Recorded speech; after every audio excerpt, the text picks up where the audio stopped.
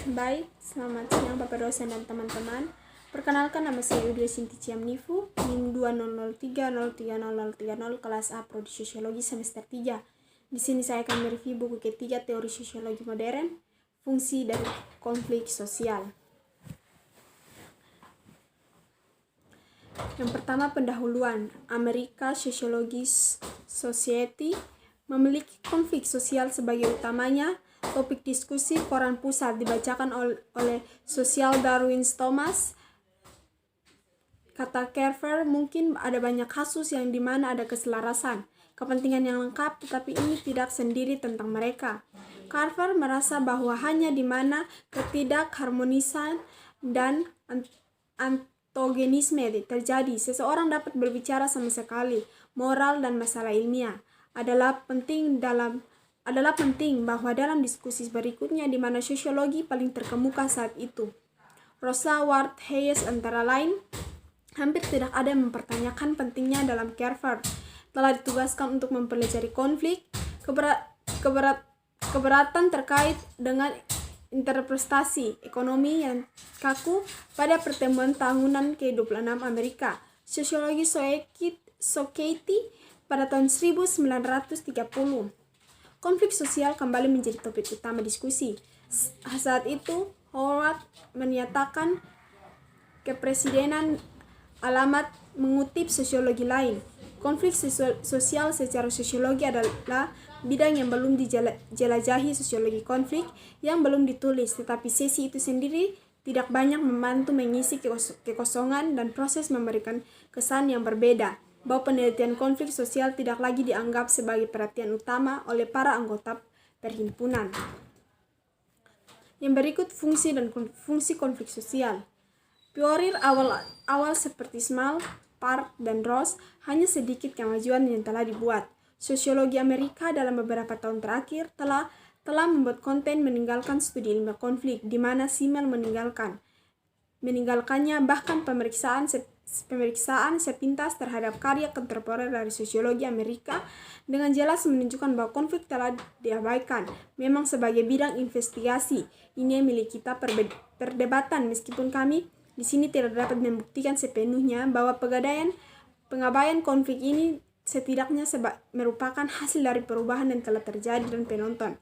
Peran dan citra diri sosiologi Amerika. Pergeseran ini telah dikatakan dan berkontribusi dengan perubahan fokus perhatian dari perhatian konflik yang memperhatikan bidang-bidang penyelidikan sosiologi seperti konsensus, orientasi nilai yang bersama dengan sejenisnya. Yang berikut, konflik dan batas kelompok. Proses yang pertama, fungsi konflik yang mengikat kelompok. Sejumlah perselisihan, perbedaan dalam kontroversi luar secara organik terkait dalam elemen-elemen yang pada akhirnya menyatukan kelompok yang positif dan integrasi. Peran antagonisme ditunjukkan dengan struktur yang menonjol dari ketajaman dan kemurnian yang terpelihara dan hati-hati dari divisi sosial mereka dan gerasi. Dengan demikian, sistem sosial Hindu tidak hanya bertumpu pada hierarki, tetapi juga langsung pada tolakan timbal balik dari kasta. Permusuhan hanya mencegah batasan-batasan dalam kelompok menghilang secara bertahap. Seringkali mereka menyediakan kelas dengan individu dan posisi timbal balik yang tidak akan melihat akan mereka tamu jika penyebab permusuhan tidak lagi disertai dengan perasaan dan ekspresi permusuhan. Yang berikut, pertemuan dan ketegangan dalam hubungan politik. Prosesi 2, fungsi pelestarian kelompok dan dari konflik dan pentingnya lembaga safety valve. Simmel Here menegaskan bahwa ekspresi permusuhan dalam konflik melayani fungsi positif, menjauh memungkinkan pemeliharaan hubungan di bawah kondisi stres sehingga mencegah pembubaran kelompok.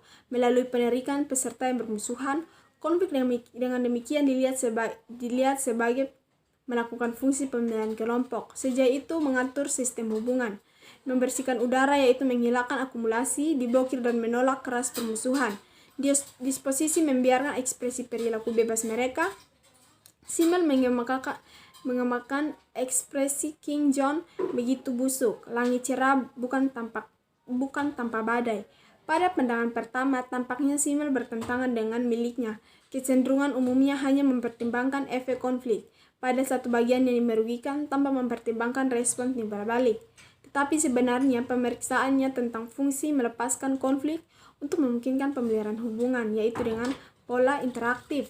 Namun kegagalan Simmel sudah disebutkan sebelumnya untuk membedakan antara perilaku konflik dan perasaan bermusuhan. Lagi dan lagi menyebabkan kesulitan. Padahal, konflik untuk mengubah istilah-istilah sebelumnya dari hubungan para peserta permusuhan belaka tidak ada efek yang diperlakukan dan akan meninggalkan persyaratan hubungan yang tidak berubah. Yang berikut proposisi 3. Konflik CO1 realistis dan non-realistik. Jika konflik disebabkan oleh suatu objek, oleh keinginan untuk memiliki atau mengendalikan sesuatu dengan kemarahan atau balas dendam, itu memenuhi syarat oleh kita bahwa pada prinsipnya setiap tujuan dapat dicapai dengan baik dan banyak dari satu sarana. Keinginan untuk memiliki atau penaklukan bahwa untuk pemusnahan musuh dapat dipenuhi melalui kombinasi yang even selain pertarungan, di mana konflik hanyalah sarana yang ditentukan oleh tujuan yang tinggi. Tidak ada alasan untuk membatasi atau bahkan menghindarinya, asalkan bisa diganti dengan yang lain. Langkah-langkah yang dimiliki janji keberhasilan yang sama, di mana pada di sisi lain secara eksklusif ditentukan oleh perasaan subjektif, di mana ada energi batin yang hanya dipenuhi oleh pertarungan, penggantinya dengan cara lain, dan tidak mungkin dia adalah tujuan dan isinya sendiri. Yang berikut posisi 4, konflik dan impuls permusuhan. Dengan asumsi bahwa memang ada dorongan permusuhan informal sebagai mitra dari kebutuhan akan simpati tidak peduli dengan bagaimana banyak otonomi psikologi. Seseorang mungkin bersedia untuk memberikan dorongan antagonis, otonomi dan tidak cukup untuk menjelaskan semua fenomena yang melibatkan permusuhan cinta dan benci. Tampak membutuhkan beberapa struktur menarik dari objek yang sama dan kerjasama mereka menghasilkan fenomena total yang berlalu. Nama mereka tampaknya mungkin bagi saya bahwa permusuhan drive hanya menambahkan dirinya sebagai penguat kontroversi yang disebabkan oleh konkret yang bijaksana untuk membenci. Musuh dengan siapa seseorang bertarung, seperti halnya bijaksana untuk mencintai orang yang terikat pada dalam proposisi ini. Simmel membuat poin utama. Yang pertama, perasaan permusuhan muncul dalam interaksi antara dorongan, permusuhan, dan objek yang berlawanan. Dan poin yang kedua, analisis situasi konflik tidak habis dengan mengacu pada motivasi psikis. Motivasi psikis dapat memperkuat pertengkaran yang realistis. Simmel mengadakan adanya dorongan permusuhan, tetapi membuat klasifikasi signifikan dengan sendirinya. Dorongan ini tidak dapat menghitung konflik yang sejalan dengan orientasi umumnya. Dia menekankan interaksi sebagai fokus analisis sosiologis dan sosial psikologi. Sebuah permusuhan utama manusia terhadap satu sama lain tidak dapat dengan sendirinya menjelaskan konflik sosial daripada mengandalkan insting, dorongan, atau disposisi yang lebih kuat dan penjelasan fenomena sosial. Ia menjelaskan bahwa cara-cara perilaku terjadi di bidang sosial dari konflik itu sebagai konflik sosial. Fenomena hanya dapat dipahami sebagai yang terjadi dalam suatu pola interaksi. Yang berikut proposisi 5, permusuhan dalam hubungan sosial yang dekat. Sementara antagonisme yang dengan sendirinya tidak menghasilkan pergaulan, itu adalah unsur sosiologi, hampir tidak pernah absen di dalamnya. Hal ini mungkin sering terjadi sehubungan dengan apa yang disebut campuran konvergen dan divergen arus dalam satu kelompok. Itu adalah struktur mungkin generis dan hanya untuk bisa menggambarkan dan memahami apakah kita menggabungkan faktum dari dua kecenderungan, satu monistik yang lain antagonis. Hubungan erotis menawarkan ilustrasi yang sering. Seberapa sering, apakah mereka tidak menganggap kita sebagai jalinan cinta dan rasa hormat atau tidak hormat? Cinta dengan dorongan untuk mendominasi kebutuhan untuk ketergantungan, tetapi ada si pengamat atau si panik, itu sendiri menjadi dua tren pembauran mungkin dalam kenyataan hanya satu. Yang berikut in-group dan kelompok dalil. Posisi 6, semakin dekat hubungan dan semakin intens konfliknya. Sebuah permusuhan harus membangkitkan kesadaran lebih dalam dan kekerasan. Semakin besar kesamaan dan para pihak dan latar belakang, timbulnya permusuhan. Oleh yang memiliki banyak fitur, umum sering dilakukan dalam satu sama lain, lebih buruk atau lebih buruk salah dari apa yang dilakukan oleh para orang asing. Karena kami menghadapi orang asing itu dengan tidak memiliki karakter yang sama atau kepentingan yang luas. Secara objektif kita menyimpan kepribadian kita sebagai cadangan. Lebih lagi kita memiliki kesamaan dengan orang lain sebagai pribadi yang utuh. Namun semakin mudah totalitas kita terlibat dalam setiap hubungan dengannya. Oleh karena itu, jika pertengkaran muncul di antara orang-orang yang dalam hubungan begitu intim, seringkali sangat ekspansif. Yang berikut proposisi 7, dampak dan fungsi konflik dalam struktur kelompok. Kontradiksi dan konflik tidak hanya mendahului persatuan, tetapi juga beroperasi di dalamnya.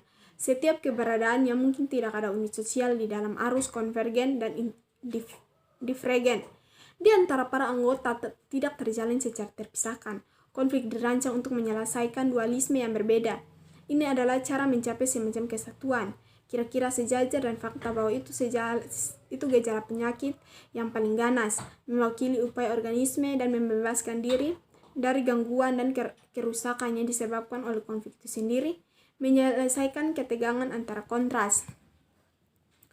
Yang berikut, proposisi 8, konflik sebagai indeks stabilitas hubungan.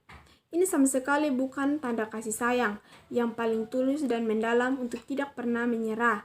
Pada kesempatan untuk konflik, sebaliknya perilaku yang sering mencirikan sikap yang kurang pengabdian tanpa pamrih yang tinggi, rasa tidak akan tentang dasar hubungan seperti itu, kurang pengabdian kurang pengabdian sering menggerakkan kita yang menginginkan untuk menjaga hubungan di semua biaya. Untuk memulai penghindaraan pada prinsipnya dari setiap kemungkinan konflik di mana sisi lain kami yakin tidak akan dibatalkan dan tanpa pamrih pernah kedamaian seperti itu dengan harga berapapun tidak diperlukan. Kami tahu tidak ada yang krisis dan menembus ke dasar hubungan adalah konteks simel dalam prosesi ini bahwa ketidakhadiran konflik dalam suatu hubungan tidak berfungsi sebagai indeks stabilitas yang mendasari. Kami mencatat hanya mengingat adanya perasaan bermusuhan dalam satu hubungan ini dan perasaan lebih mungkin diekspresikan dalam konflik jika hubungan ini stabil. Yang berikut, konflik outgroup dan struktur kelompok. Prosesi 9, konflik dengan outgroup meningkatkan kohensi internal. Kelompok dalam keadaan yang damai dapat mengizinkan anggotanya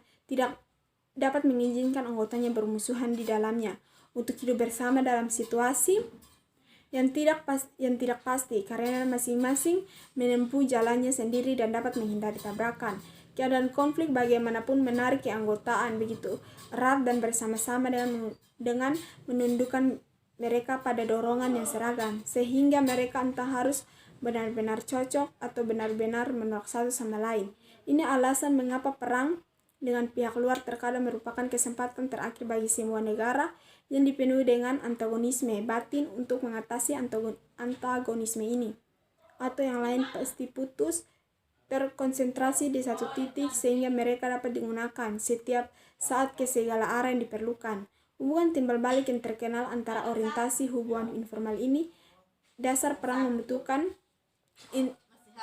intensifikasi sentralistik dari bentuk kelompok dan ini dijamin paling baik oleh despotisme. Yang berikut proposisi 10, definisi konflik dengan kelompok lain, struktur grup reaksi dan konsekuen konflik internal. Kelompok dalam situasi perang apapun tidak toleran. Mereka tidak mampu melakukan penyimpangan individu dari kesatuan prinsip koordinasi di luar tingkat yang pasti terbatas. Teknik untuk ini kadang-kadang merupakan toleransi nyata. Gereja Katolik mencapai front kesatuan yang dekat itu dibutuhkan dengan memperlakukan perkembangan selama mungkin sebagai milik untuk itu. Tetapi saat itu tidak mungkin lagi mengusir mereka dan energi yang tidak tertandingi. Untuk struktur grup ini semacam elastisitas tertentu dari bentuknya adalah paling penting, sebuah kelompok pertempuran yang relatif kecil, selama penurunan dan memurnikan dari unsur yang cenderung mediasi dan kompromi. Kelompok mayoritas tidak lagi bersikeras, ketegasan pro dan kontra seperti itu. Bimbang dalam kondisional anggota kurang berbahaya untuk itu karena volume besar mampu membayar fenomena periferal seperti itu tanpa pengaruh pusatnya. Tapi di mana seperti dalam kelompok yang lebih kecil, pinggirannya adalah lebih dekat dengan pusat. Setiap ketidakpastian anggota sekaligus mengancam ini dan karena kohensi keseluruhan. Sedikit rentan antara elemen yang membuat kita tidak ada itu dan elastisitas kelompok yang di sini adalah kondisi toleransi. Yang berikut pencarian musuh. Kelompok terutama minoritas yang hidup di dalam konflik dan penganiayaan sering menolak pendekatan atau toleransi dari yang lain. Sifat tertutup dan oposisi mereka tampaknya mereka bisa bertarung akan kabur. Kemenangan penuh sebuah kelompok dan lawannya dengan demikian tidak berutang kemenangan, menurunkan energi yang menjamin keutuhan kelompok dan kekuatan pembuaran yang selalu bekerja mendapatkan pegang dalam kelompok tertentu, bahkan merupakan kebijakan politik untuk memastikan bahwa ada beberapa musuh agar persatuan anggota tetap efektif dan kelompok tetap sadar akan kesatuan ini sebagai kepentingan vitalnya. Yang berikut ideologi dan konflik. Kesadaran para pihak untuk menjadi hak perwakilan dari klaim supra-individu berjuang untuk diri mereka sendiri, tetapi hanya untuk satu alasan, dapat memberikan konflik radikalisme, dan tanpa apapun yang menemukan analogi mereka dapat berlaku umum. Tertentu sangat orang-orang yang tidak mementingkan diri sendiri, cenderung sangat idealis. Konflik seperti itu diperjuangkan dalam kekuatan seluruh kepribadian, sementara kemenangan hanya menguntungkan tujuannya memiliki tujuan mulia. Karakter atas dasar kesepakatan bersama dari keduanya yang menurutnya masing-masing hanya membela klaimnya dengan tujuan meninggalkan semua pertimbangan pribadi atau egois. Konflik diperjuangkan dengan ketajaman yang dapat direndam, mengikuti logika intrinsik sendiri yang tidak diidentifikasikan dan dimodernisasi oleh faktor subjektif. Yang berikut, konflik mengikat antagonis. Jika pertarungan hanya bertujuan untuk permusuhan, itu akan mendekati kasus pembunuhan marginal di mana pencampuran elemen pemersatu hampir nol. Namun jika ada pertimbangan, batasan atau kekerasan, sudah ada sosialisasi faktor, meskipun hanya sebagai kualifikasi kekerasan. Kanto mengatakan setiap perang di mana pihak berperang tidak memaksakan sesuatu pembatasan dalam penggunaan sarana yang mungkin satu sama lain perlu. Menjadi perang permusuhan itu hampir bisa dihindari bahwa elemen kesamaan menyuntikkan dirinya ke elemen permusuhan. Begitu tahap kekerasan terbuka menghasilkan hubungan lain. Meskipun hubungan baru ini mungkin mengandung jumlah permusuhan yang sama, sekali tidak berkurang antara pihak kedua satu persatu dan pertarungan, atau satu pertarungan di bawah saling kontrol dan norma atau aturan yang diakui. Yang berikut, ketertarikan pada kesatuan musuh. Mengingat kegunaan tak tertandingi dan organisasi terpadu untuk tujuan pertarungan, orang yang akan mengira setiap pihak menjadi sangat tertarik pada kurangnya kesatuan. Seperti itu pihak dari lawan, namun demikian ada beberapa kasus sebaliknya. Bentuk berpusat menjadi di mana pihak didorong oleh situasi konflik yang berkembang di luar pihak itu sendiri dan menyebabkan lebih memilih lawan, juga mengambil formulir ini dan dalam perjuangan selama beberapa dekade terakhir antara pekerja dan majikan adalah kasus yang paling jelas. Demikian hasil presentasi saya. Terima kasih. Selamat siang.